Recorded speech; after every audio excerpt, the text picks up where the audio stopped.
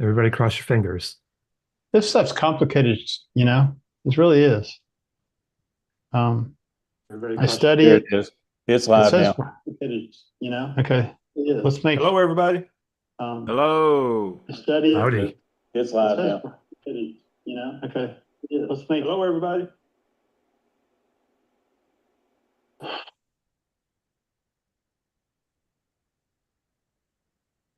All right.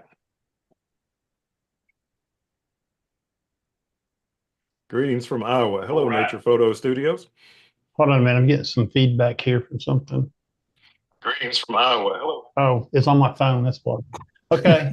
All right. See, can y'all see the chat box? Yeah. Okay. Yeah, I I'm see it talking now. to Nature Photo Studios right now. Okay. That would be Keith or Kevin. I'm sorry, not Keith. Kevin. It's one of those K names. Yeah. So Garrick's not here yet, but he might join us in a little bit. So I didn't get any photographs from him either. So he may be busy. It was his idea. Oh, I ain't taking this phone call. Okay. Anyways, welcome to the Photographers Roundtable out there in YouTube land. This is our 8th episode of this program, 8. Heading for number 12 at the end of the year, as long as we don't go on vacation. Anyways, hello and welcome to the Photographers Roundtable. And hold on one second here. Let me, here we go. My name is Ron Durant, and I'm thrilled to have you join us for episode 8. And all of our photographers that are here tonight, Phil Thatch, Phil Bignola Jr., Tim Childers, David Sailors. David's video is frozen, but he's here. Each month, a fantastic group of seasoned photographers and friends get together to share insights, answer your questions, and dive into all things photography. Tonight, we're excited to feature for the very first time our new photo sharing show. We asked viewers out in YouTube land to send in a couple of their favorite photographs to share with everyone, and we're going to show those tonight. It's a wonderful way to connect and celebrate the creativity of our community. Our panel features well-known names from YouTube: David Sailors, the Georgia photographer; Phil Thatch from Phil Thatch Photography; Tim Childers from Tim Childers Photography; Phil E. Vignola Jr. I got that right. From Photo Gear Fun, and Garrick Gillette, who hasn't arrived tonight. And we normally have Johnny Pink, John Knowles from California, but he's having to deal with some stuff on his own. We love to keep the show interactive, so if you're watching live, drop your questions in the chat. Just type in QQQ before the questions so we can spot those questions easily. Otherwise, you can chat away with us or with yourself. It doesn't really matter too much.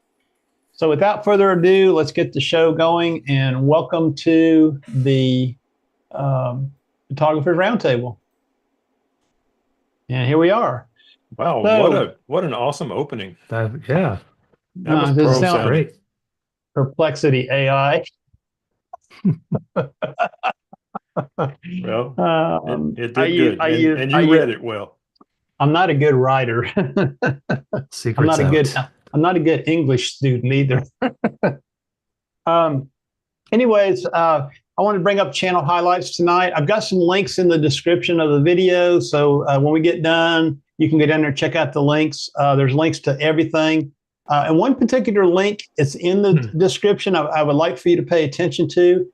There is a link to a Lightroom free summit coming up in September. Now, I have done this for the last 2 years, and it's free. You can sign up. You can watch webinars. They got a whole list of things. You can pick what you want to watch and just get on there. So it's in there. If you want to do something like that, grab that link and see what you think about it. I've done it for the last 2 years. The thing with that summit is the videos are not available after the summit unless you pay, okay?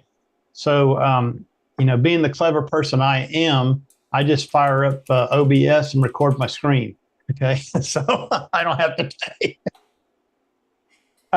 Anyways, next month, we're going to have a guest photographer, Nature Photos Studios, Kevin, I think it's Railsback, how you say it. He's a photographer from Iowa, and he's reached out to me. And I told him in September we would feature him as a guest photographer on our show. So we'll welcome him next month in September. And without that, we're ready to roll. Okay. First thing on the agenda, photography news. I see it's kind of Nikon heavy here. Well, I gave you the opportunity. I said, hey, if you guys got any other stuff, put it in there, and that's fine. Bring it on to the show. I do know the last month when you mentioned the Gravity drone, it was finally announced a couple of weeks ago, I don't know what's going on with it. It's if you can buy it or not, or is it still pre-order or whatever. But was there any other camera gear that you know about? Yeah, I've got a ton of stuff that we can start with. So the Nikon Z5 II was released. I'm not sure that maybe a couple of weeks ago. And No, that's a long time ago. Was it the Nikon Z5 Oh, yeah. II? Yeah. Did they just get a Oh, yeah. firmware update? Because I'm just seeing a lot about. Oh, the I thought Z5. you said the camera was released just now. Yeah. Sorry. No, the firmware. Is there a new firmware for? Maybe. That I don't know. Okay. Yeah, the Z6 III had a firmware release yesterday. Right, and that adds bird detect, if I Yeah. remember correctly, right? Yeah, and pre-capture and some other stuff. A lot of Z8 features. Yeah, I guess they're trying to get some parity here, which is not like Canon as the cripple hammer. They like to keep their lines very separate. Seems like Nikon's trying to get some sort of parity going with their Yeah, lines. Nikon's trying to steal market share. They don't have to take their foot off the floor. That's why the Z8 is so good. They're doing a good job too. The Insta360, sorry, not the Insta360, the DJI Osmo 360 was released. So that's a competitor to the Insta360. Apparently, it's superior in a few ways that I don't know, but It's bigger sensor. I mean, there was about 100 different videos that popped up in my feed, and I watched some of them. I'm really not that interested because I just got the Insta360 X5 not too long ago. But it's DJI, so I'm sure it's going to be good. The sensor's bigger, so it's going to be better in low light. It's a different form factor. The iPhone Nodo. Oh yeah, He's Farouk. awesome. Yeah, Farouk. He does a really good job. He's good. And the Insta360 Go 2 came out, which is different. But Do you actually have one of those?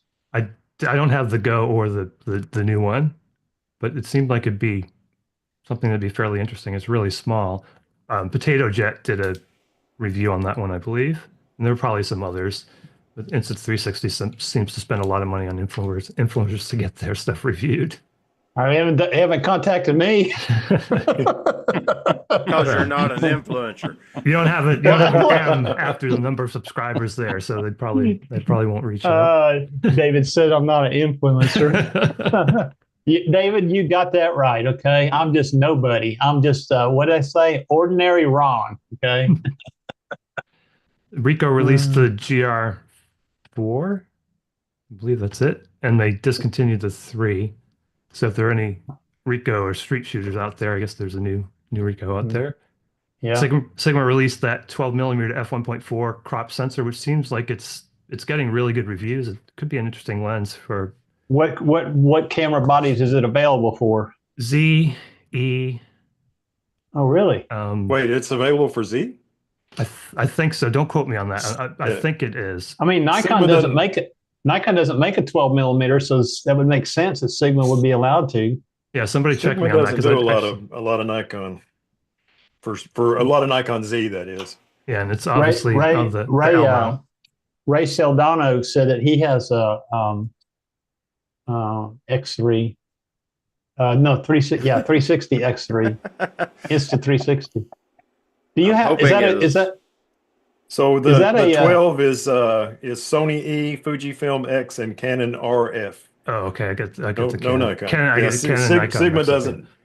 Sigma and Nikon are in some sort of a feud. They don't. I was getting excited for a minute there that Sigma put out a 12mm 1.4. I was getting excited. I think that's because lathered up. Tamron's was. making their lenses, right? And they're rebranding them as Nikon lenses, so maybe Sigma's Yeah, mad. I think that's probably it. No, they only did that to one lens that I know of. There were, At least three. yeah, I was gonna Oh, say there were at really? least Which three. three? Yeah, the 70 to 180. There's a I knew that one. 28 to 70. The Yeah. 17 to I can't remember 28. probably. I think those are all Tamron. So they did. I thought they only did Yeah. one lens. They did three. Yeah. I guess they'll be buying Tamron next year, right? They Maybe. bought red. Yeah, they got to Yeah. recover from that big money they spent for red. And Sigma released a 200 f2, and I'm sure that's all on all of our lists. Yeah, that's awesome. That looked like it'd be a killer lens, but seems a little pricey. Kill your back. Yeah, pricey on the wallet and pricey as far as weight goes too. Mm-hmm. So Ray says that Phil is an influencer. He influenced Ray to get a monopod, a certain monopod. See that? Well, I hope he likes it. I like mine. It's right there. What kind is it? Suray, Oh, okay. SVM It's got 165p. the little legs on the bottom. Yeah. Hmm. I didn't say Siri. I said Suray. So Fuji's raising their prices again. I can't find any like concrete numbers on what they're going to do with their prices, but they're going to raise them again. And Yeah, Well, it's the tariffs. dude. Nikon on September 1st, next week. That was in my show Friday night last week. I brought the price thing I did. That they got one more day on the refurb sale. It ends today, and I went back and looked through the list today to make sure there wasn't something I needed. And then they've got some discounts still, but apparently all that's going away on Labor Day. Yeah. We'll see, because if they do raise the prices, I'm going to have another show where I bring that up. Yeah, Yep. I'm sure they will. They're going up. Yeah, and You know, Sony, Sigma Sony- already has. yes, Sigma and Tamron too. I think I remember seeing an email from Tamron saying, "Get your lenses now." 'Cause- Yeah. Well, Sigma didn't even announce anything. You know, they had that BF camera, the one that I was so crazy about, that was $19.99. Well, if you look at its price, it's $21.99. Well, what is 10% of $19.99? $200. So but they did say Sigma, and also that 300 to 600 f4, it went up exactly 10%. But when it got raised 5% more, Sigma says they're going to eat that 5%. So who knows? Yeah. And You know, I thought the tariffs it was all mute now. I haven't been watching the news because I don't have cable TV or anything, but I guess Everybody thought I was crazy for having all this camera gear. Now it's worth millions. I'm glad I bought my Pesos. R5C when I did that. And David, you're moving again. Sony updated the FX3 and the FX30 to get the big six like the FX2. So I'm actually using an FX30. I've got two FX30. So I didn't update the firmware because I wanted it to work for tonight's show, but they've updated it. So they get what they call the big six. I don't know if anybody saw the FX2 reviews, but it's basically your 6 most common settings that you can change. It's a pretty simple display. You can just touch it and to change your ISO and shutter speed and all those good things. So I'll report back next month on how that works out, but it looks like it'd be pretty good. I think that's the only thing that they did in that firmware update. What else So you we got? didn't mention the things in the actual news section. I was going to leave that to Ron if he wanted to go through the Nikon. Because he feels cheated because it's about Nikon. No. I got you. Come over to the dark side. Just be done with it. Yeah, so Nikon released another 24 to 70 f2.8, and Ray was on my stream the other night when I was talking about this. And this 2.8 is version 2 of the S lens. It's supposed to have these new focus motors in there that are faster. And according to some sources on the internet, all the pro lenses are going to be probably coming out with a version 2, which would include the 70 to 200 and the, what was the other one? The other pro lens. Oh, the 14 to 24. All will come out with these new versions with this new focus motor. And apparently the rumor is that sometime this fall, there's going to be a Z9 II coming out that will take advantage of these new focus motors. and make the focus a lot faster. That's what Nikon's saying. Now Nikon Rumors is the one reporting on the Z9, Z9 II, and usually when they speak, everybody listens. So Yeah. it could be a Z9 II coming out, and then everything I've heard about the Z9 II and the Z8 II, which will eventually follow it, is they're going to use the exact same sensor, and it's just going to be a very, very minor update. Like think D4 to D4S, not a big change. So, I mean, the thing that makes the Z8 and the Z9 great is that fantastic stacked sensor with a 4 or slightly less than 4 millisecond readout speed. Ray, who's in the chat, he's got 2 of them. The one he bought new has 650,000 clicks on it. 650,000, which I guess they're not clicks because nothing's moving, but he's taken 650,000 pictures. And the one he bought used has 350,000 shots on it. And he sent the 651 in. He had taken a hit by a volleyball player, and it kind of messed the camera up a little bit. He sent it in, spent $250, got it refurbed, all new rubber parts on it, and it's like a brand new camera now. I don't see how they can make it much better. You know what I mean? Is Ray part of small? He's in the chat if that's what you're asking. No, is he part of MPS? He is. Okay, that's why he got it done for $250.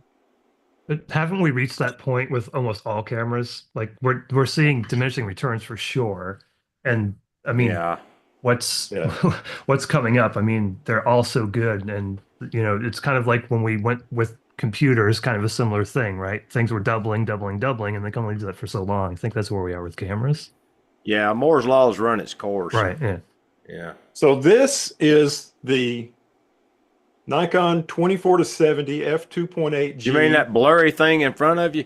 Oh, sorry. Is it still focusing on me? Yeah. Stupid Canon always wants to catch the eye. There we go. Get him, David. So anyway, I bought this in April of 2014, and they came up with another version of it a few years later, and I didn't update. And then I went to Z. I bought a Z6 in 2018, and the first lens I put on it was this lens. And now I've got a Z8. I still use this old lens. It cost $1,800, which was even more money in 2014 than it is now. And I don't know. I won't be replacing it with the new 24-70. That's $2,700, by the way. There is one thing about that new lens. I'm going to call BS on the new motors and stuff. The thing was already focusing super fast. The one thing, I mean, I'm sure there are new motors, but I'm saying that the thing's already so fast. How much faster can it be? The one thing that's really unique about the new 24-70 from Nikon is it's the first, try not to make this blurry, it's the first 24-70 by anybody that has an internal zoom. Everybody's 24-70 2.8 is external zoom, just like this one, except that one is internal. It's got no VR. That's IS for you Canon people, this has no VR. And I thought Jared Poland made a really good point. Instead of coming out with a new 24-70 2.8, which you already have a great one, why don't you do what Sony and Canon did and come out with a 28-70 f2, or try to one-up them and come out with a 24-70 f2. Now that would be something to go woo about, but I don't know. I don't think this new lens, I'm sure it's going to be great, fantastic, but like I say, that's it's $2,700. That's crazy. Oh yeah, it's more expensive than the first version. Yeah, I think the first one's 23, and it's on sale $300 off right now. But hey, it's internal zoom. It's got the new motors. Yeah, there you have it. It's turbo sized. The fortunate thing for me is I don't go crazy about fast lenses anymore. I used to. You can ask Tim. I was licking my chops when I bought his 28-70 f2. Then if Nikon comes out with a 70-200 f4, you'll buy it. Maybe f4, not a 2.8. I noticed he stumbled along there for a minute before he answered.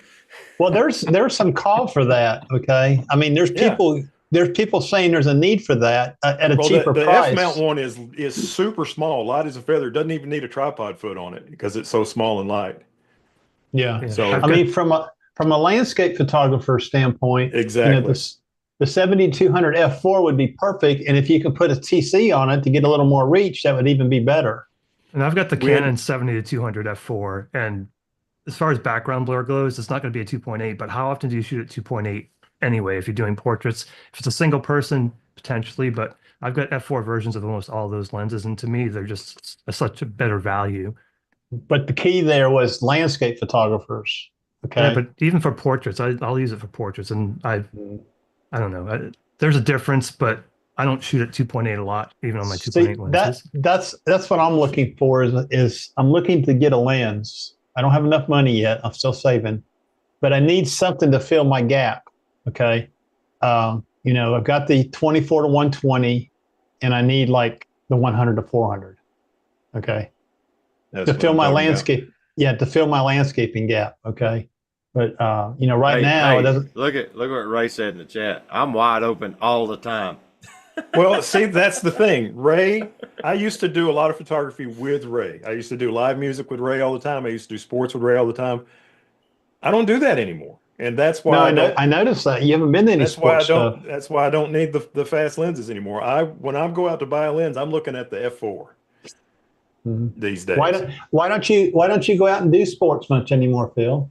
Well, I'll tell you, when you do sports photography or when you do live music photography, which I enjoy both of those, but two things. One, you have to ask for permission from somebody, and that gets on my very last nerve, having to say, oh, please, can I come to your thing and bring my camera in without getting in trouble? Mm-hmm. I hate that. They should see me and say, that's Phil Thatch. We're letting him in. No, I'm kidding. But all kidding aside, I don't like that. And the other thing is, for me, it's all about YouTube. And when I do a sports photography video or a music photography video, I don't get many views. So, yeah, that sounds like David Saylor walking down the streets of Chattanooga and somebody saying, hey, it's a Georgia photographer over there. Look, there he is. Damn right it is. Has anybody ever done that to you, David? Hey, I know One you. time. One time. Once. 8 years. One time. Yeah. So we had a shooting in downtown Crossville last Thursday night. No, Friday night. I saw that on the news. And I was downtown, but I was there the night before about the same time. And I said to my wife, did I go to downtown last night? There was a shooting downtown. And the guy died. Now the guy who shot him is charged with second-degree murder. But yeah, there was a shooting. Were they in the camera club? No. Hey, I'm a solitary shooter. I like to go by myself. But anyways, back to the photography news. We got anything else? That didn't sound good, Ron. No, it came out really bad. What did I say? You're a solitary shooter. Oh, not that. I like to walk around by myself, okay, unencumbered. Okay. Yeah, hey, YouTube, he was talking about photography there. Just dancing with myself. Yeah, that's it. They're gonna delete the video now because it's against community standards. So are we finally to a place where I can add something to the news? Yes, sir. I'm sorry, Tim. We monopolized the show. A nap over here.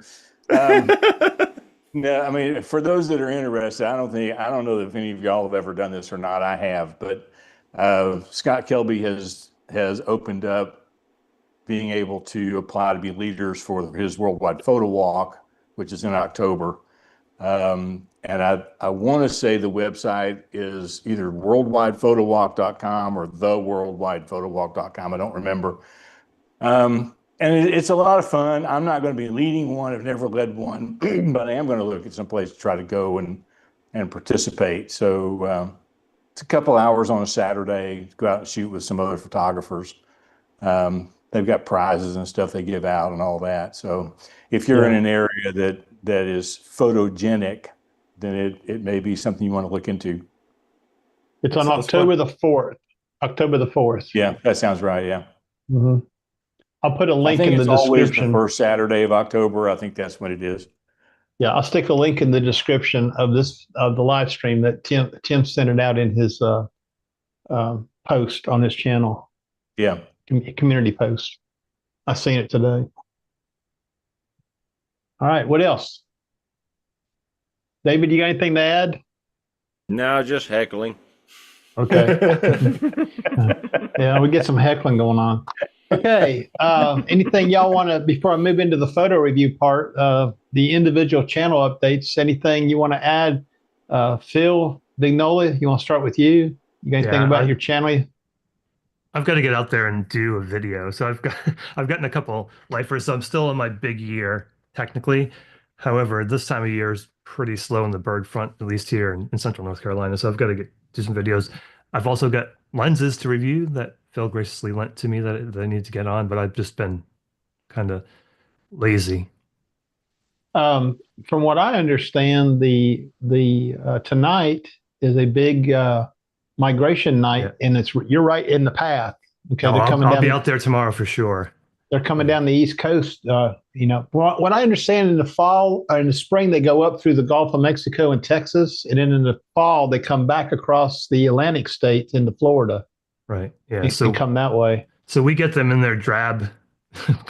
Yeah, they're not in their pretty in the states. fall. And in the spring, some of them come through in the spring, but not all of them. During the fall, pretty much all of them will come through, but they're in their drab. Yeah, I see you've been photographing with some other people, so it looks like you've broken out of your shyness.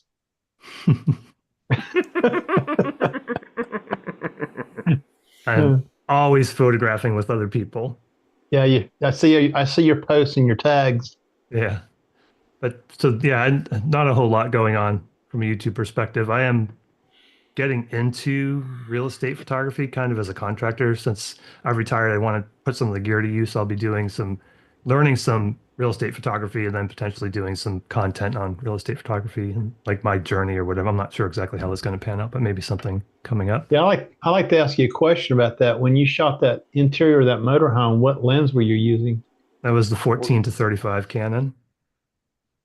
Was that on a crop sensor body or full frame? No, I actually used the R8 for that.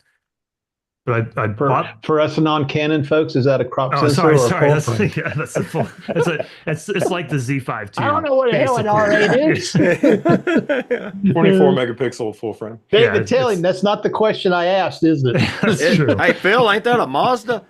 It might be a Mazda. That's the RX-7. Yeah. Okay.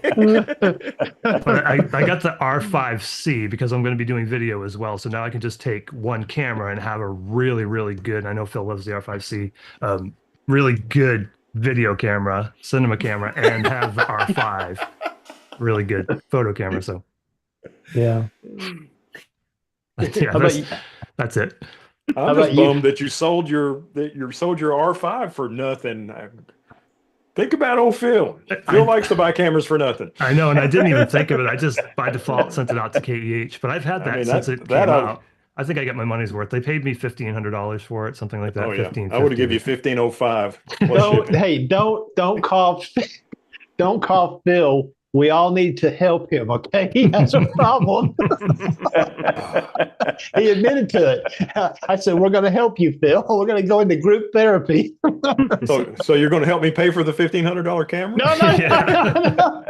We'll start a GoFundMe. Yeah, that's it.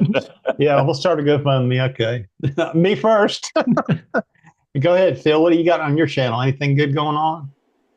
Which Phil? You, Phil. Oh, I got a new camera. Again? Who would have thunk it? There is no help for him. Got a new camera, got lots of videos with that camera coming up in the month of September. We'll leave it at that. Yeah, that's good. Good. Always good to get new gear. Is that it? Yeah. What about you, right. Mr. Durant? Oh gosh, what's going on with my channel? Nothing. It's doing the same thing. I know what Tim's got going on. Yeah, I did have a video on my All Things Ron channel this past week. It went viral. It's still going. I'm at 34,000 Wow. 34,000 views, and it was not the channel was not even the channel didn't have enough watch hours, which I don't care, and the channel did not. It only had about 403 subscribers. So as of this week, I gained about 500 subscribers. It's very close to 1,000, and the video is still going. And the video was about my budget, my retirement budget, and it had like a ton of comments and stuff. I didn't That's the one think with it the was dry gonna, erase board. yeah, yeah, the Yeah, one the you dry like, the erase dry board was erase board. awesome because I Yeah. loved it because it's perfect. I mean, you could Yeah. have graphics up on the screen, but the dry erase board, which you could see and read clearly, if it was all in the background and not in focus, it'd have been terrible. But I liked it. You did a great job. Yeah, thank you. I get up early in the morning, and that's when I answer comments from all my channels. Of course, there's only two of them that's really active, and that one's really active. I had about 400 comments the past week, so I wait until early in the morning and try to answer all the comments at one time. And there was a lot of, yeah. But I try to answer all of them, and I don't have anybody that's been ugly. I've had a few people that have corrected me. And what they didn't realize is this is my first attempt at this, and my budget was some of it was lumped together, like groceries. Well, that included a trip to Sam's to get toilet paper and paper towels and all that. But now I realize that they want more detail, so I need to break my categories out some. And I did a follow-up video to that yesterday where I just reviewed a bunch of comments and answered the pertinent questions like, well, you didn't include property tax. I said, well, it's because we don't have any in Tennessee. Yeah, It's very, well, but it's not, I don't know what you pay in Chattanooga, but I'll tell you what I pay. I pay $450 a year in property tax. Smoking. That's awesome. Mine's about 1,500, but I bet it goes up this year because my assessment went up. Mine's So that's why 4,100. That's why people are saying things, because I live in the county, so I'm not encumbered to a city school, but we have county schools here. But it's all included in my taxes. So I live in the county too, but it's Hamilton County. Yeah, we got paved roads, sort of. Anyways, that's all that's really going on. I've been trying to do some different kind of photography. Trying to get out at night or early in the morning and doing some nightscape stuff. The Nick Carver fan club is growing. Little Nick Carver influence. I watched a few. I haven't watched any of his videos. I'm not exactly a Nick Carver lookalike, but I do enjoy his videos. He does have a cool personality, and I like watching that film process that he goes through. So, anyways, Tim, your turn. There's rarely anything really exciting going on my channel. I am going up to. I'm going over to. Well, I mean, not on my photography channel. That's the one I'm talking about. Oh, okay. Well, that's exciting to somebody. If my videos get 100 views, I'm not really thinking there's a lot of excitement going on there. I'm going up to Nashville on Monday. I'm going to watch a grandson play football Monday night, and then going up to Nashville to spend the night. So I'm going to do some night photography, street photography, with all the drunks in Nashville on Monday night. Be way past my bedtime. But so that'll be coming out on a video soon. I don't know when, but if any of the pictures turn out, that is always a shot in the dark for me. That'll be fun. Mm-hmm. I'm excited about your yellow and red filter. No, excuse me, your orange and red filters that you've added. Yeah. Now for this, I'm probably going to go back to the yellow filter because I don't need to darken it down anymore because it's at night. Yeah, But I'd even go no filter. I think for most of my photography on that Leica, I'm probably going to go with the orange filter. I like just that little bit darker look that I get. And for landscape photography, I'll go with the red because I really want those skies to be as dramatic as possible. I was kind of surprised at how different they were, to be honest with you. So it was an interesting experiment. I would like to see a more detailed video about those filters in the black and white processing part of it. I enjoy black and white photographs, and I enjoy making black and white photographs. But I don't understand the tonalities and all that. I'm more still of a color person. Looking at color, I don't know what I like. I don't know if I like your photographs or, I don't know what I'm. I see a lot of them that are posted. I would recommend that you maybe there's a channel called Walk Like Alice, and then Alan Schaller has a YouTube channel. They're both black and white, and you will not see a single picture on there that you don't like. So it'll give you some really good. And Alan Schaller on his channel now, I think Dave's watching that as well. He does a lot of teaching. This is how you get good silhouettes. This is how you get motion blur. So he's doing a lot of walking through the process, where Walk Like Alice is more, he's more talking about the results. But they're both really good channels to look for black and white photography. Can you give me that name? Schaller's channel is hilarious. Yeah. How do you spell that? It's Did you say Alice? Did you say Alice Chalmers? That's a tractor, isn't it? His last name Schaller is Schaller. Did I spell that right, David? I think so. Okay. Yeah. Okay. And he's the one to go look at. He's only had a YouTube channel for like a year, and he comes out with a video maybe once a month. I'll go try to find him. Kind of whenever he feels like it. Yeah. I know in the Nikon cameras, it's probably the same. When you go in, when you use Lightroom, you can use your profile. You can change your profile to a camera matching profile. And depending on which camera you shot that with, which profiles are in there. And if you set it up in your camera as a custom setting under picture control and you're shooting JPEGs, okay, you can actually go in and change the tonality of the black. Like let's say they got like monochrome, deep monochrome, graphite, there's some different ones.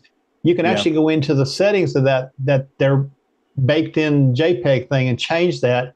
And there is a place to add filters. And I've tried it once, like add red or add a yellow, and then take pictures and see what it looks like. Just a little experiment. But I haven't really found. Well, I was kind of surprised. I think it was. I don't remember if it was my video in Jasper. Somewhere I just went recently. I processed on. Now these are just straight black and white. There's no color, no hue, no nothing. Just light and shadow. And I used an adaptive preset in Lightroom for split toning. So the images came out pretty blue in the shadows with just a hint of orange in the highlights, which was really interesting to me since those colors were not there. But it kind of gave it that selenium look, and I like that look. So anyway, you can go look at those pictures and tell me what you think about those. Actually, it was Dayton, Tennessee. That's what I did. The one in Dalton, Georgia. One in Dalton, you got them on your. You got them on your Flickr account or what? I haven't uploaded them to Flickr yet. I don't think. I'll take care of that. I'm getting a little slack on Flickr. You are? I need to get back to uploading again. Oh, you mean you're getting lazy? Okay, I got you. Yeah. You said I was getting a little slack. I thought maybe he's getting some slack from somebody. No. I thought you said Flickr account. I thought I was missing something. Is that on your Flickr account? Slacker. Slicker flacker. Across 3 channels, I'm posting a video every day of the week, pretty much. Yeah. And I get behind. When it's not video related, I get behind. Yeah. Well, I have the Flickr account and I'm like you, Tim. I don't post there. It's not conscious. Okay. To go do it, And I do follow a couple people. I follow Rodney, Bass Angler. He's on there and he'll post a picture occasionally and I'll go see what he's posted, So he was talking the other day about getting a Nikon wide angle for his D500, like a 10 to 20, that little 10 to 20 AFP lens. It was on refurbish sale for $169 this past week. I have a question here before I hit David. David, tell us about your channel update. Ain't been much going on with mine either. I've been working. I love the truck talk. Truck talk is cool. Yeah, I recorded And one today, but I think I'm gonna can it and make a different one. It was kind of Teresa dark. walks are fun. Yeah, I struggle with that. I just tell you the truth. I'm so used. I've filmed by myself for so long that filming with somebody else is a struggle. It's really difficult. I'm so used to just like when I get done filming the clip, stop the camera, move on, whatever, and I'll just cut Teresa off and I won't even realize it. And she'll say, I was still talking and I didn't even know it.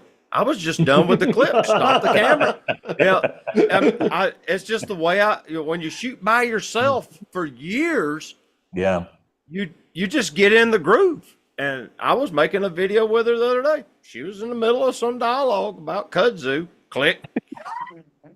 I didn't even realize it until she said something. Here's what I think, David. I think what you should probably try one time as a test, an experiment, is hand her the camera. Okay, and let her be. Yeah, he's done. And that. you just go off. You just go off and walk on your own. Okay. There's no way I could edit that.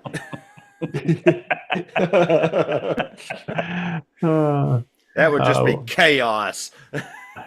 I love listening to Teresa, so you should leave her in your videos, or at least once a month or so. Okay. I just got to train on how to interact with another person while you're filming. What you have to realize is all the great photography channels that are out there is usually a husband and wife team. He didn't get that. I don't know if that's true. But there are some good ones out there. So who's Jerry Pollin's husband? What's his name? What's the guy's name he's always yelling at? Marky or whatever his name is. I'm thinking of the Northrops. Okay, Tony and Chelsea. Yeah. Okay. I think Bill's right. He might be, but we're not going to discuss that on this channel tonight. See, I went immediately to Gavin Hardcastle and Photo Tripper. Oh yeah. Yeah. And then he canned his photography channel and started one on like remodeling a camper or something, wasn't it? A church. They bought a church in church. They're remodeling a church to live in Canada. Mm-hmm. But he hasn't done anything on that channel because I actually subscribed to that channel. I thought it was pretty good, but I haven't seen anything for a while. One of the people on the chat box, David, says you should buy Teresa an Osmo Pocket 3. That's a good idea. Because then if her footage is crap, it won't ruin the video. Just get her another action camera and let her do her own thing. Actually, Teresa needs to start her own YouTube channel. Let's just go there. Exactly. I think that is great. I think that's what you should do. Oh, Lord. Exactly. Do I have to be in the videos? No, you don't have to be. I've tried to get Phil to get Heather to start a YouTube channel, but she's got one. Yeah, she got one. Well, yeah, but is she posting there? Well, she's kind of busy. I mean, she works full time and she's a PhD student. She doesn't have time to be. She doesn't have time for. I mean, that's why she's not on my channel much right now. Because she's just busy. She's in there working right now. Hey, I got a Walt. I'm gonna try to pronounce his name. Okay, he did send some photos in. Walt Pierluisi, I think. Pier Luisi, like an Italian name maybe. He said that. What did he say? I lost it. Oh, he likes the truck talks. He liked the truck talk videos. Oh, really? Yeah, he's in the chat there. He sent some photographs in tonight. Yes, it's Italian, he said. I got it right. Pierluisi. I got a Goomba. Pierluisi. Anyways, is that it for the channel updates? I guess we're ready to go into the photo review section. So let me see if I can flub this up. We're out of time. Join us next month. Yeah. When we attempt to post a photo. Well, the problem is this. Okay, I need to minimize this to get it started. Okay, then I need to come back. You can tell he's doing stuff because the light changed on his frame. Yeah, it did. All right, we're gonna try it now. You should be seeing my screen. Yes. Okay, well, I didn't mean it to start there. Let's let me get straightened out here. Let me go back to the very beginning. Okay, we're going to start, just go right down the list here. The first two photographs are from Craig Pfeiffer of Craig Pfeiffer Photography. And we're going to pull up his first photograph. Make sure we can see this. Can y'all see that? Yes. Yeah. Okay. Sandpipers, is that what those Looks are? like greater yellow legs. I'm gonna watch the chat and see if he tells us. I think those are some kind of yellow legs, aren't they? Yeah, it looks like maybe greater. It's hard to tell unless they're Yeah. side I by like the side. reflections. That's cool. Yeah, that's Yeah. a great shot. Yeah, I really like It reflections. is. Yeah, it is. It is a great shot. I think he's in here. We'll see if he hits something in the chat. Yes, pretty sure it's greater yellow legs, he said. Yeah, looks like it.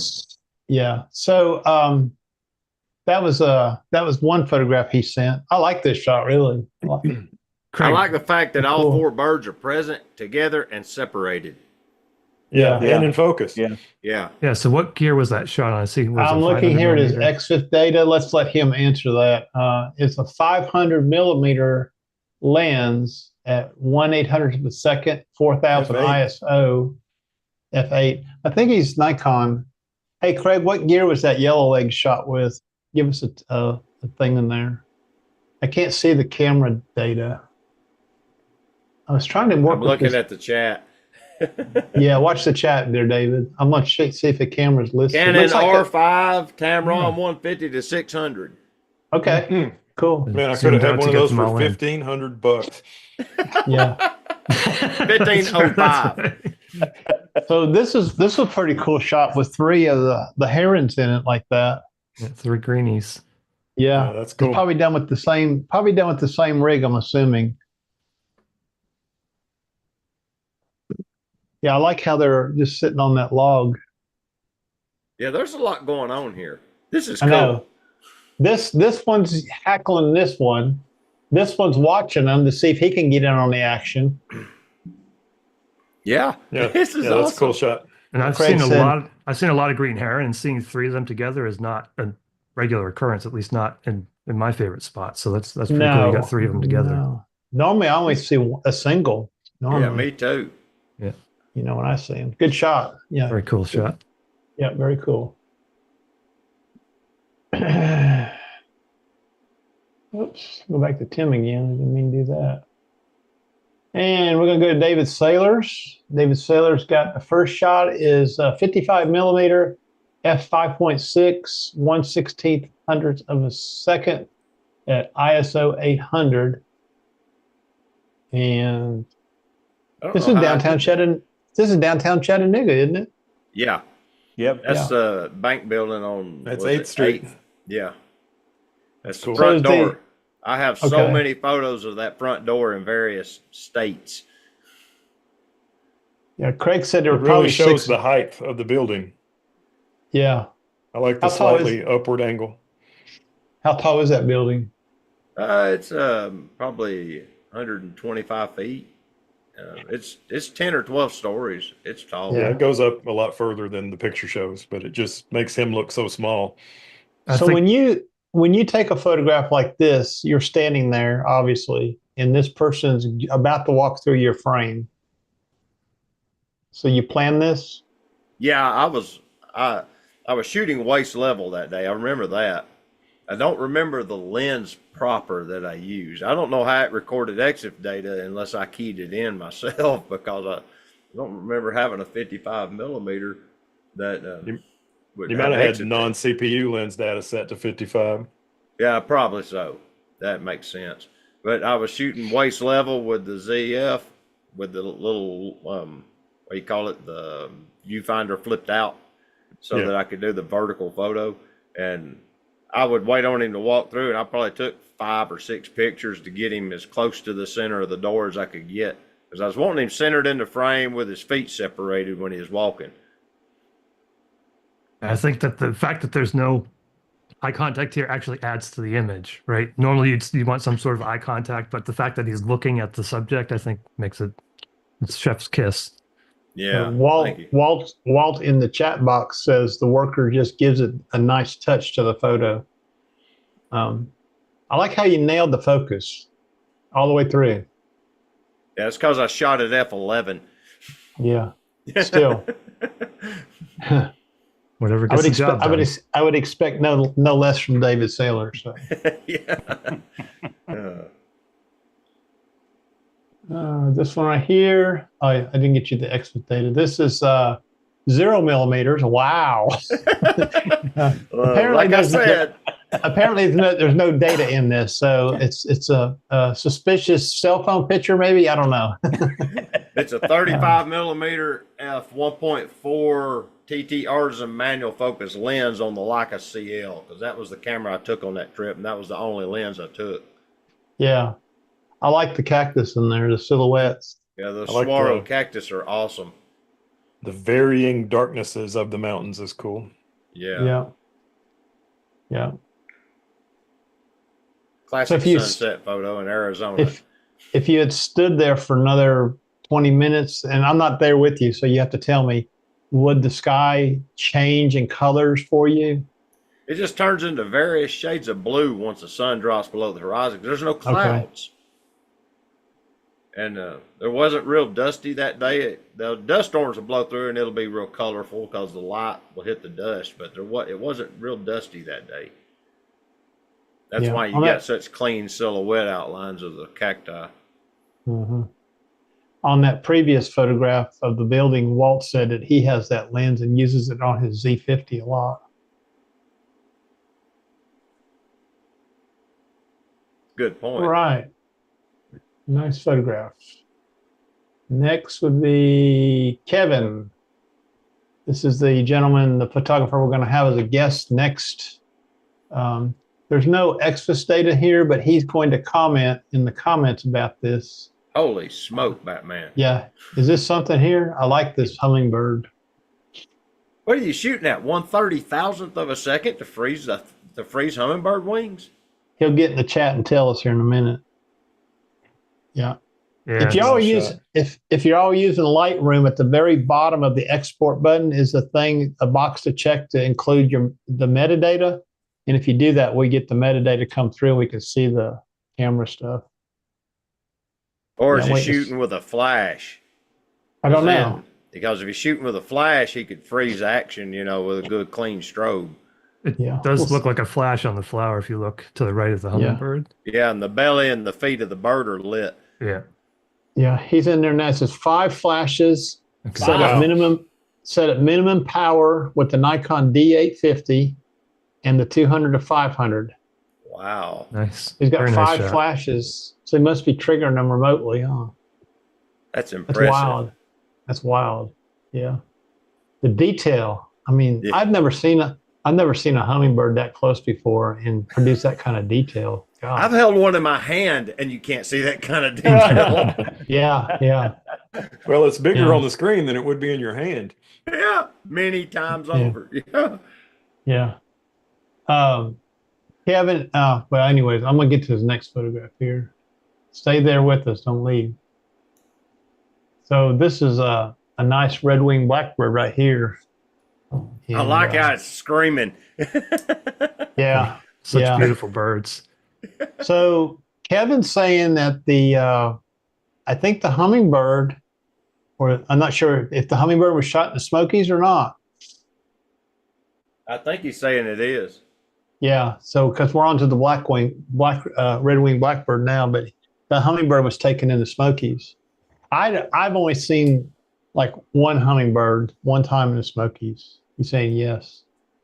So this red-winged blackbird, Kevin, what lens? I'm assuming you're using that D850, but you may have multiple cameras. What lens were you using?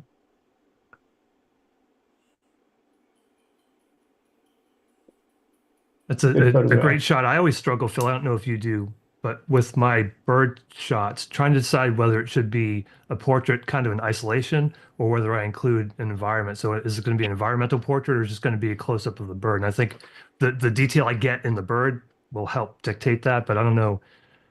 Showing environment obviously can be a great kind of feature of a photo, but I sometimes have a hard time deciding which. It's hard for me to decide too when I'm shooting with the big lens. You know, you want to capture it all, the bird, and you tend to crop it that way too. And I do a lot of perch birds, so mostly what I'm showing is the perch part of it. Although I have learned a trick from the two Phils about the background, changing the background. Mhm. Yeah, it's pretty cool when you move that saturation slider. Phil Thatch, Black Vulture. I'm gonna let him talk his photograph up. I love both of the photos I picked. Usually I take my very best pictures. You guys were talking earlier about Flickr, and I'll put my very favorite pictures on Facebook or Instagram or Vero. And both of the pictures I shared here have not been on those places. Um, this is a black vulture, and it's coming in for a landing. Just out of frame to the left is a huge sign that says dangerous waters. And it's big enough to where you can see it from a quarter mile away in the middle of the river below the dam. And there were a bunch of black vultures that were flying up and landing on that sign. And after one of them did it, I said, I'm going to get a shot of that. I was actually there taking pictures of osprey. And I happened to catch this one in the orchestra conductor wing position when they're putting on the brakes. So anyway, and it's hard to expose properly for a black bird to where you can see any detail in it. And I thought I did okay on that. Yeah. And, you know, I came very close to just cloning out everything on the left-hand side of the frame in this shot and just making it a picture of the bird. But then I thought, you know what? The out of focus great blue heron on the parking lot lamp is kind of cool with the huge power tower even further back. So anyway, that's a black vulture. I like it. Is this standing on like a street light there? Yeah, that's a light in the parking lot there at the Chickamauga Dam. Okay. The great blue heron. And I Yeah. think you casually mentioned how difficult it is to expose, but it is really hard to get exposure on those black birds. You did a great job with the exposure on this one for sure. Yeah. Yep. Sure did.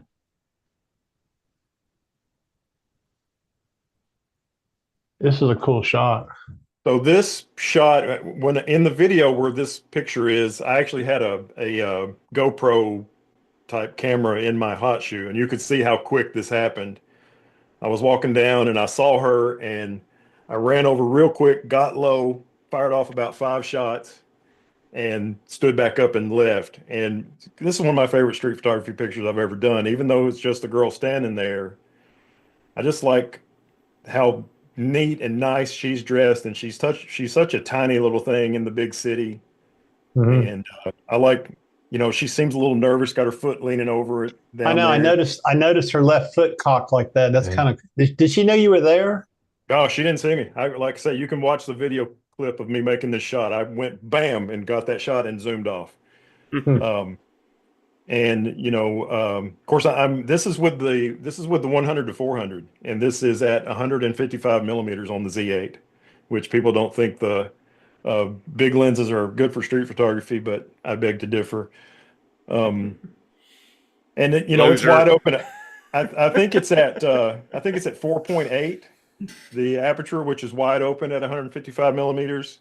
And I wanted the separation. I want her to be the only thing that's tack sharp, because she's the subject. Yeah. Yeah. And I want her to pop. And so even though I'm not using you know, an f2 lens or f1.2 lens, you can still get subject separation. And you can even see the time there if you look closely. Well, you could, except for it's bokehfied. I think it's 1035. Okay, well, you got Or it's better eyes than me. 1036 maybe. It looks like blurby blur to me. But you know, and her clothes are just perfectly neat. And that envelope that she's carrying, I guess maybe she's a courier for a business downtown. That envelope is all dilapidated, so she must have carried that envelope hundreds of times. Anyway, I just like this one, and I hope you guys like it. It's a cool we picture. do. I love it. I love it. This is The version borderline. of this. Go ahead. it's I'm sorry. It's a borderline environmental portrait. I mean, it does both jobs. It covers street photography and environmental portraiture. It's a cool photo.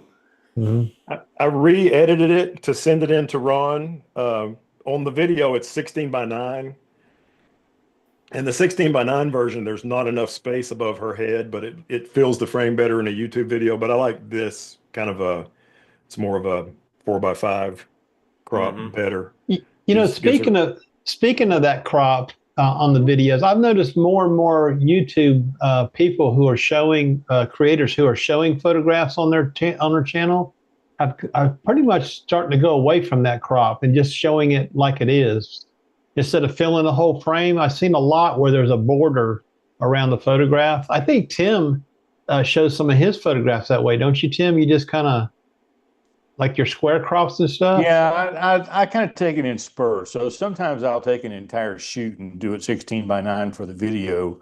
And then other times I'll do square crops or 5x4. If it's a vertical shot, I almost always crop it to 5x4. And I'll just put a white background on the screen and take the size of the image to 95%. So it gives that white around the image. That's exactly what I do, Tim. I'll make mine 16 by 9. If the compositionally can look good at 16 by 9, that's the way I do them. And then if not, then I'll do it whatever else. But I don't know, man. I got to get that video pumped out and get on with my day. So I don't put them on a white background. I just fill the screen with them. I do the 16 by 9 for my intro when I show the shots in the intro, and then whatever looks best when I kind of go back into the studio, whatever looks best. If it's square, I do a lot of square cropping for my bird shots, so I'll keep it square if it looks at the end where I kind of review the photos. But at the beginning, I try to do it 16 by 9. Just looks better for the intro. Which crop? While we're talking about it, which crop is the best for Instagram? On either horizontal or vertical? Square. Just hit the delete button and don't even post to Instagram. Square's good. Okay. I'll tell you another one that's good is not 4x5, but 5x4, to where it's tall. Maybe that is 4x5. Yeah, anyway, where it's short across the top and tall up and down, 4x5. Whichever number goes first. My brain is not giving it to me, but that looks good on Instagram. But I typically do the other way, the wide 4x5 like this is, or like David said, 1x1 square. And sometimes I put 16 by 9 on there just because I want to be contrarian. I've done that. I've done that myself. I've done 16 by 9 too. We're on Mr. Phil Vignola Jr. Philly V. Oh man, wow. Baby hummingbird. Love it. Nice. So wow.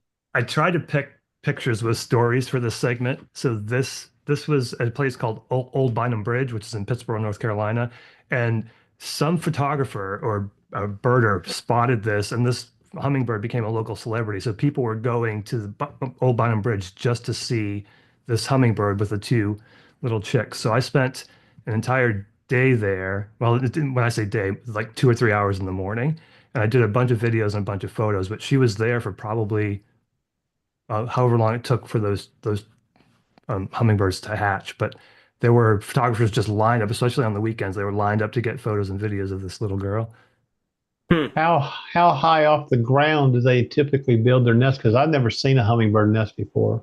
That's the interesting part of the Old Bynum Bridge. You're actually at the tree canopy level, the treetop level. That's why we go there. A lot of birders will go there because you can get those eye level shots with the warblers and birds like that. But she was, our angle is a little looking down. So she was in a tree probably from the ground. She was probably about 20 feet up, something like that. But we were actually looking down from the top of the bridge onto the nest.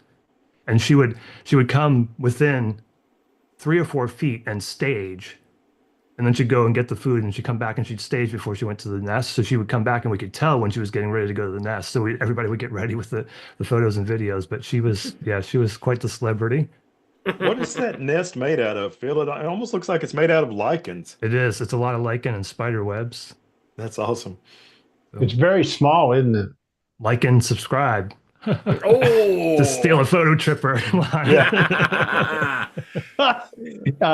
Those nests are very small too. They're kind of hard to find, aren't they? They are tiny. Yeah. If I were just walking by, I would have never seen this. Somebody had to point, and even when somebody pointed it out to me, I still couldn't see it very well Yeah. until I get my lens on it. That's And that was very shot with cool. the R5 and the 200 to 800. Gosh, I could have had that camera for $1,500. So this color looks a little off from the way I sent it over, but there's a It's gentleman the here resolution of the live stream. it's got to be that there's a gentleman here named Phil Thatch, and he and I did some videos together. So check out our channels. We did some videos. We did one from Gatorland, and we did this one from Orlando Wetlands.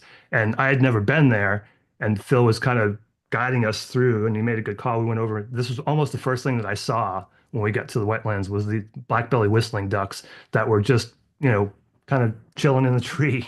And then there Lifer were for you, I a believe. bunch of birds, but yeah, that was a lifer at the time, and that was I never even think about ducks being in a tree. yeah, Yeah. I wouldn't either. So it's So all right.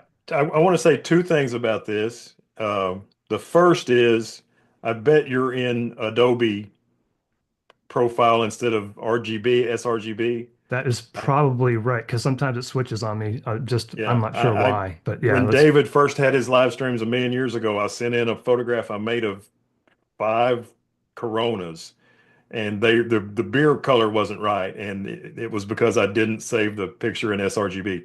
The other thing I wanted to say is I took a couple of pictures of the whistling ducks in the trees, but I wasn't all that excited about them. And Phil worked on them for 15 minutes or so, and his pictures totally kicked my ass. He made it happen. He did it. The colors are way better than Yeah. this, but he did a really good job with these pictures. Thanks, Phil. Yeah, that was Yeah. it's still my favorite photo trip that I've had and my favorite photo session. It seemed like everything was there. And like Phil was saying, these were lifers. There's a few lifers that we got on that trip, but that was a great trip. I spent 3 hours going through my photos to try to pick, and I basically created a folder of like my selects, and then I went through that, and there was probably like 60 of them in there, and I chose these two specifically because I thought they were good technically and end of the story. But we have a painted bunting that is about 110 miles out of range. Normally they're on the coast of North Carolina. This one's in Raleigh in a park, kind of downtown Raleigh. And if you haven't seen a male painted bunting, it's one of the most beautiful birds that you'll see. And we get some really good shots of it, but I just decided that these two would be the best for this particular exercise. But Painted bunting looks like the Partridge Family school bus. right, It's and got colors everywhere. you've seen those shots, right, Phil? I posted a couple on Yeah, oh Facebook, yeah, they were and great. Ron's seen them, I'm surprised you didn't include those in here today.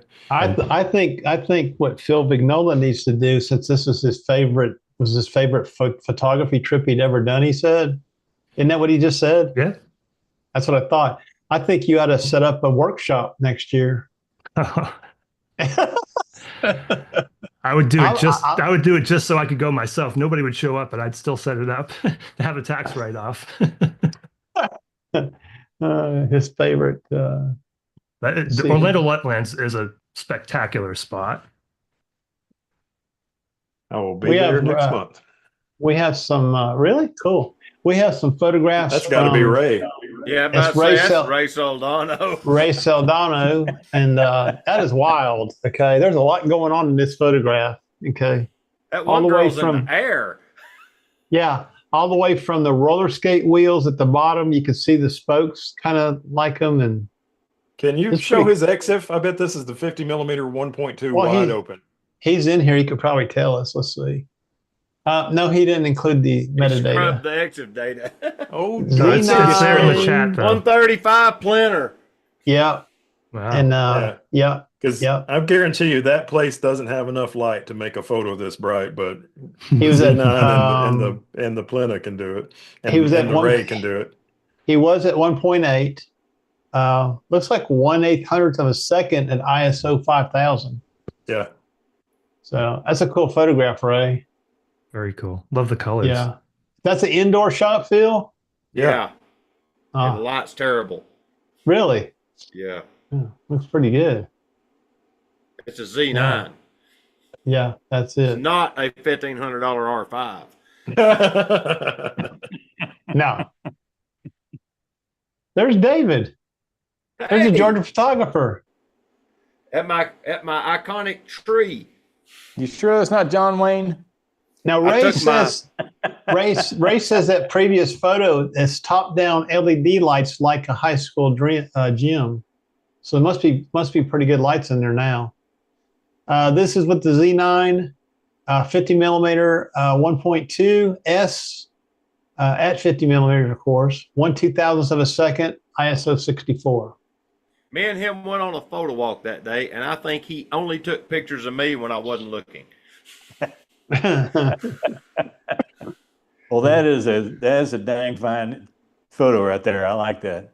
It's amazing. There's It a is. texture. There's a texture to the shadows, not just the tree, but on you. I don't know how that was done, but that looks amazing. It's just light shining through the leaves. That's that building you've been documenting, isn't it, David? I took my last photo of it the other day because they Are opened they it. Are they finished? Yeah. Are you going to do a Now video you got series? to take pictures of it as it dilapidates over the years. I can do them once every 5 years, though. Yeah. Oops. What was that? I got to answer a chat here. Hold on.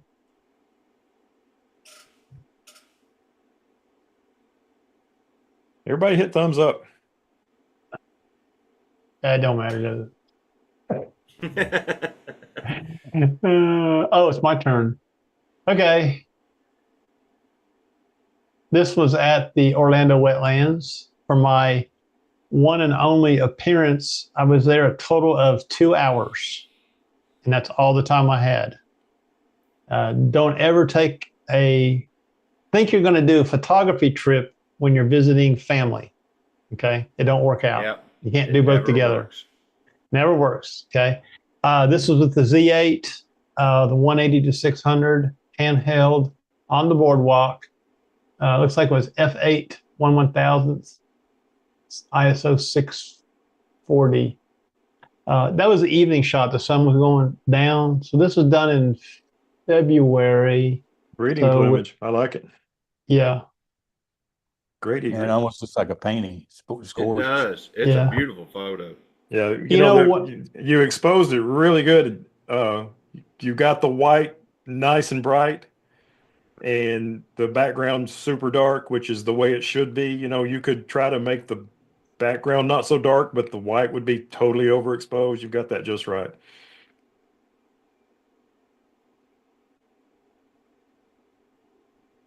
And this was in the Smoky Mountains. I love it. I'll tell you the story. This was with the D500, the 500 PF, 1/1000th, and stretching the ISO to 4500 handheld. Where'd that come from? He's playing peekaboo with you. I'm getting an echo from somebody. He was in the woods, and I think we startled each other. Okay. I didn't see, he was by himself. He's probably a 2-year-old, and he was just rooting around in the moss and around the tree stuff, the down trees and stuff. And I was probably about, I don't know, 100 feet from him, 150 feet. I just stood still, and just waited to see what he's going to do. And he finally noticed me, finally looked up, and he seen me. So he started to kind of move away, but he kept peeking around this tree. He stopped at this tree, and he kept peeking around. So of all the shots I got of him, and I got a lot of them, this was my favorite pose of him, is like, looking around the side of the tree at me. That's awesome. I go over there, and I'm not really successful at bear photography, but I'm real good at deer photography. So I tend to stay more with the deer than I do the bears.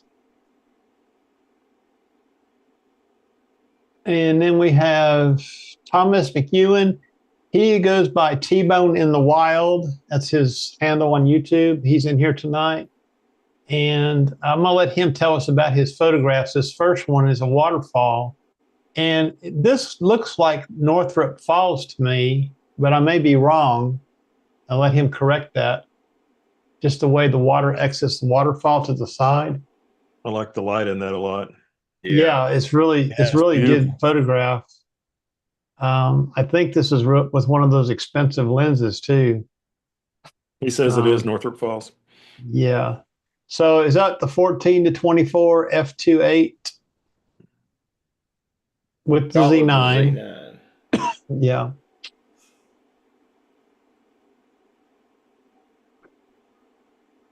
That's Thomas is somewhat of a celebrity, in my opinion. He started the Tennessee Wildlife. I think he did the Wildlife, and the one that Eddie Johnson's on a lot. I think Eddie Johnson took it over. He doesn't remember what lens. Let me see if I can pull that out of there. It says he was at 14 millimeters, so I'm going to guess that he was using the 14 to 24. Let me see if it's in the exit data. It's not. I don't think this program shows me as much as I want to see. Let's go over here a minute.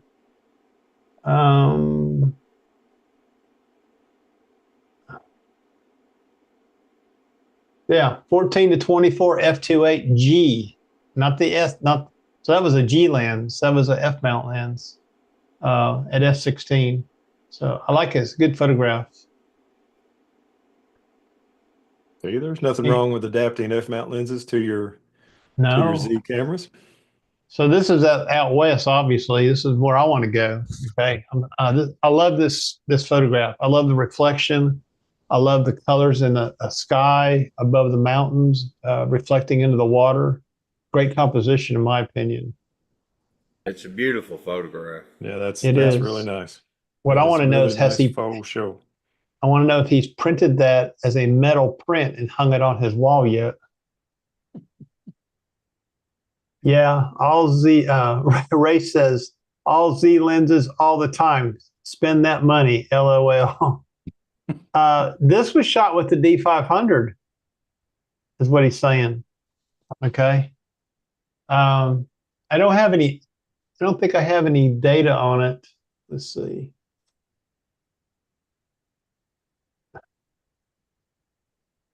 Yeah. I don't know if he can tell us what lens that was or not.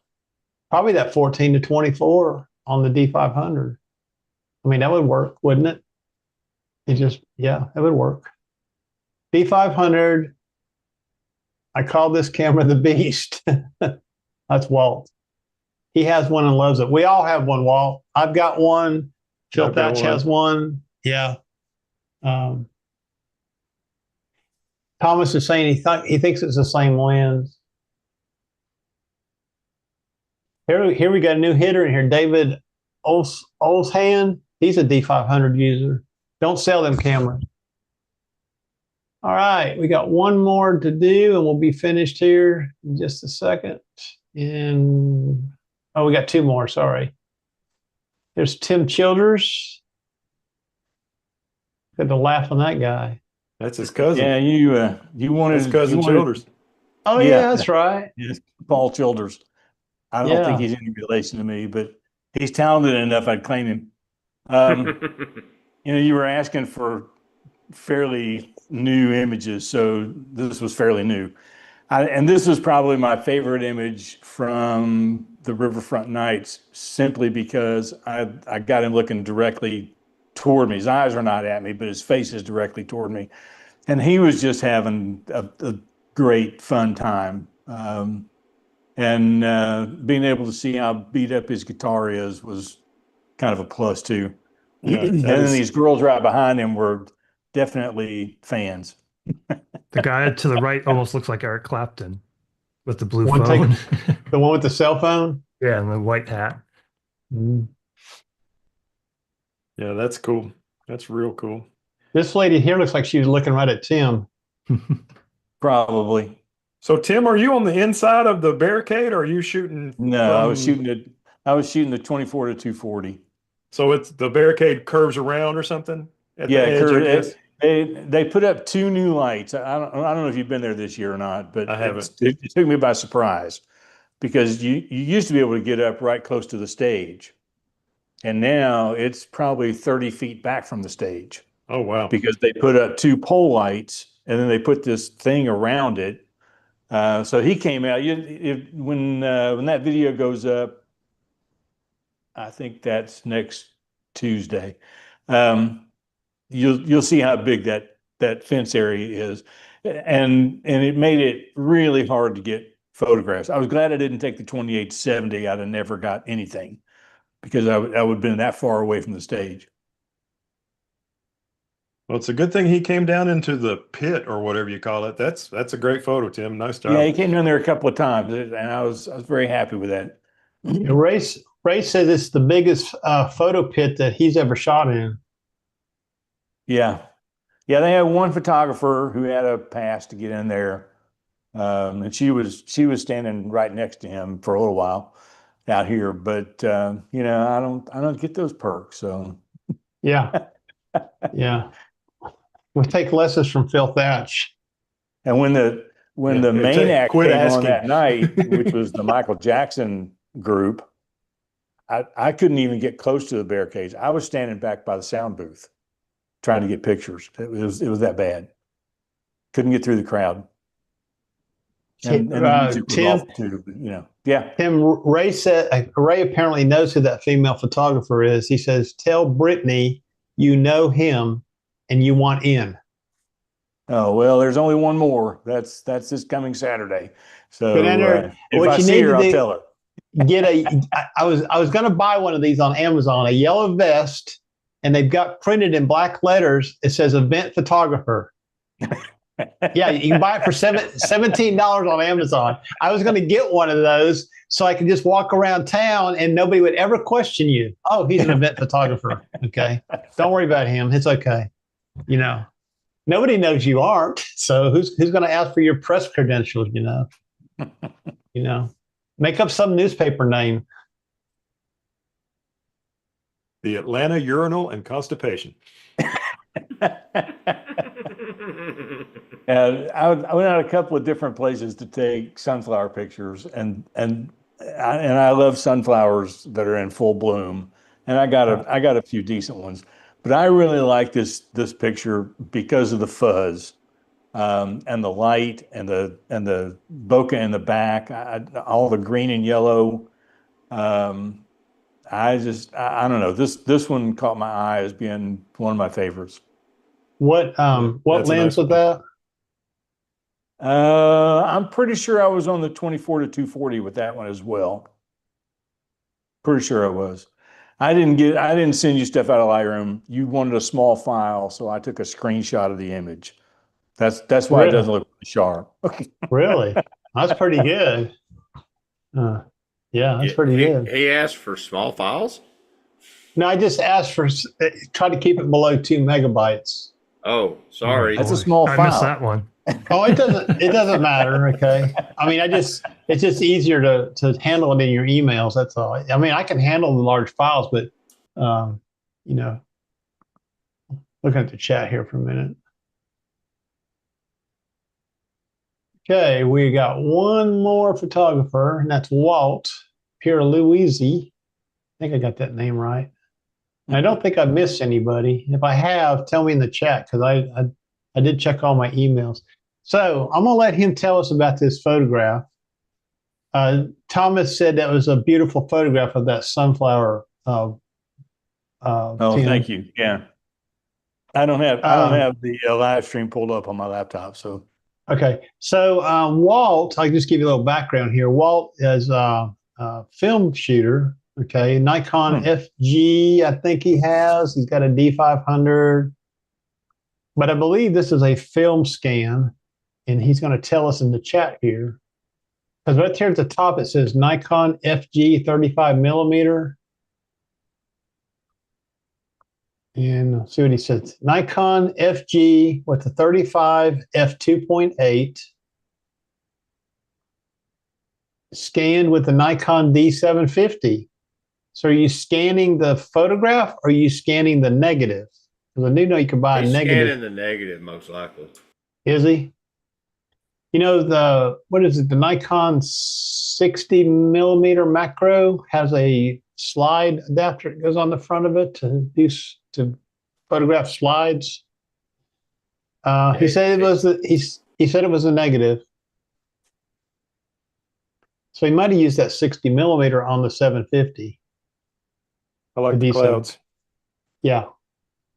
So this kind of black and white photograph is kind of the tone I'm looking for, but maybe with this a tad more contrast. Okay. And I believe he said he used a filter on this. I don't know which filter now, but he told me earlier. He used a yellow filter, is what he's saying.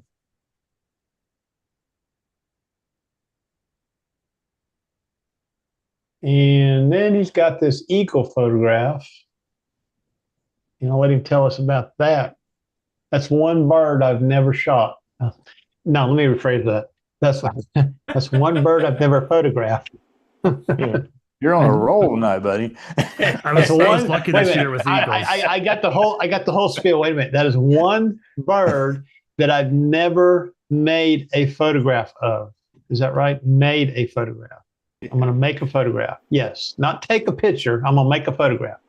Yeah, I got it. Captured an Yeah, image. but if you say you made a photograph of, you've ended your sentence in a preposition, and that's not allowed. See, this is the English part I'm talking about, okay? That's all right these days, though, they say. I'm surprised when I text Tim, he doesn't send it back to me rewritten. This is the way you should have said this. Marked up in red. He's never done that, okay? But I'm always waiting for that. Want to. I'm waiting for that text message to come back regurgitated.